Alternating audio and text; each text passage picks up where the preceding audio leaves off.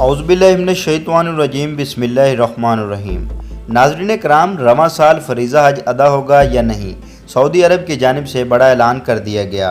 اسلام آباد ریاض سعودی عرب کی جانب سے امسال فریضہ حج کی ادائیگی کے بارے میں آئندہ ماہ کے پہلے ہفتے میں پاکستان سمیت دیگر اسلامی ممالک کو باضابطہ طور پر آگاہ کیا جانے کا امکان ہے، جبکہ وزارت مذہبی امور سعودی حکومت کی جانب سے حتمی فیصلے کے بعد انتظامات پر نظر ثانی کرے گی۔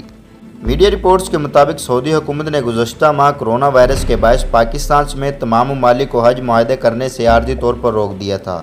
ذرائع کے مطابق سعودی حکومت آئندہ ماہ کے پہلے ہفتے میں حتمی فیصلہ کرے گی کہ موجودہ صورتحال میں حج کن انتظامات کے ساتھ کیا جائے۔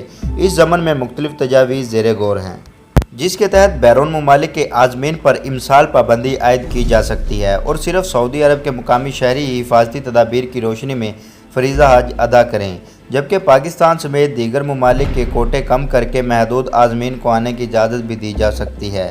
ذرائع کے مطابق وزارت مذہبی امور نے سرکاری اسکیم کے تحت تیاری مکمل کر لی ہے۔ سعودی حکومت کی جانب سے اجازت نہ ملنے پر سرکاری اسکیم کی درخواست گزاروں کو مکمل پیسے واپس کر دیے جائیں گے یا انہیں آئندہ سال بغیر قرآن اندازی حج پر بھیجا جائے گا۔